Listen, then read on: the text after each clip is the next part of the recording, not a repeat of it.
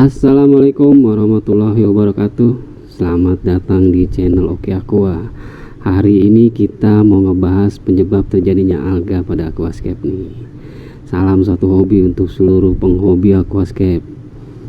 Nah, untuk video kali ini pembahasan kita adalah penyebab terjadinya alga pada aquascape. Nah, ini topik yang cukup menarik nih buat para penghobi aquascape yang baru mulai hobi aquascape.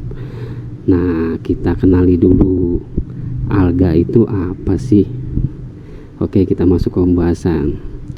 Jadi alga dalam aquascape itu adalah sekelompok organisme yang tidak memiliki organ seperti yang dimiliki tumbuhan lain. Jadi alga ini tidak memiliki akar, batang, daun dan sebagainya. Karena itu alga pernah digolongkan pula sebagai tumbuhan bertalus. Nah, dalam aquascape sendiri, alga ini sering ditemukan di tank yang baru awal setup karena ekosistemnya yang belum stabil. Nah, kita masuk ke pembahasan penyebab terjadinya alga pada aquascape. Jadi hampir semua yang terjadi pada aquascape yang menjadi penyebab terjadinya alga adalah adanya ketidakseimbangan sebuah sistem atau bahan pendukung dalam aquascape. Bisa diakibatkan tidak seimbangnya karena kekurangan atau kelebihan. Nah, ketidakseimbangan dari bahan pendukung tersebut adalah, kita kenali dulu nih. Jadi bahan pendukung yang tidak seimbang itu apa sih? Jadi bahan pendukungnya aquascape ini yang pertama adalah CO2. Jadi CO2 sebagai salah satu sumber bagi tanaman untuk berfotosintesis. Sangat penting sekali untuk tanaman termasuk alga. Kadar CO2 terlarut dalam air yang tidak stabil dapat menyebabkan alga tumbuh dengan subur. Hal ini disebabkan karena alga tidak membutuhkan kadar CO2 yang tinggi. Nah, apalagi bagi yang mengandalkan CO2 DIY sebagai sumber CO2. Jadi untuk aquascape yang scaper yang menggunakan CO2 DIY ini sangat rentan sekali terkena alga. Tanknya, karena gas yang dihasilkan dari CO2 DIY itu tidak stabil dan tidak konsisten. Nah, ini pernah kita bahas di video sebelumnya, yaitu salah satu kelemahan CO2 DIY, tidak stabil dan tidak konsisten.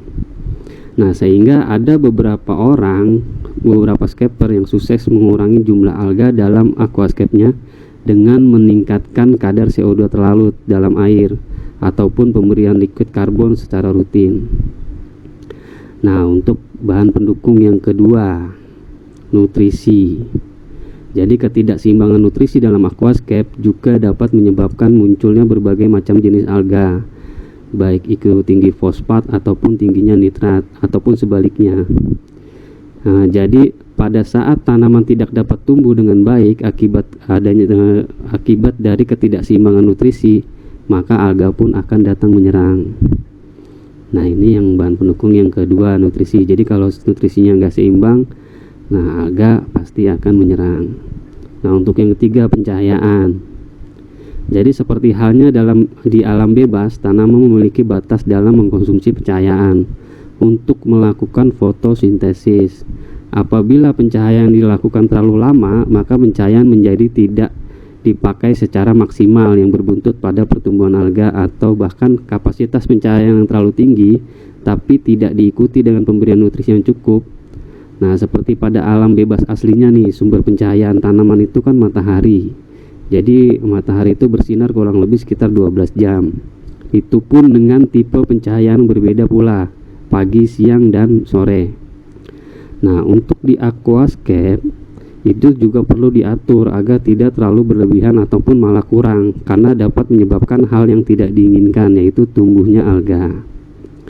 Jadi kalau untuk di aquascape itu kita sarankan itu lampu itu sekitar 6-8 jam. Jadi nggak boleh kurang juga dan nggak boleh berlebihan juga. Nah, kalau cahayanya terlalu berlebihan, melebihi dari 8 jam, biasanya itu tumbuh alga. Jadi ketidakseimbangan bahan pendukung dalam aquascape ini yang akan menyebabkan terjadinya alga pada aquascape. Nah, bahan pendukung itu 3 tadi yang kita sebutkan, yaitu CO2, nutrisi, dan pencahayaan. Nah, itu teman-teman, jadi penyebab terjadinya alga pada aquascape.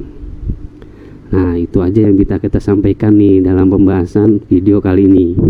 Semoga bermanfaat. Apabila video ini terasa bermanfaat buat teman-teman scalper sekalian, bantu kita untuk like, subscribe, dan komen jika ada yang ditanyakan. Saya akhiri, wabillahi taufiq wal hidayah. Wassalamualaikum warahmatullahi wabarakatuh.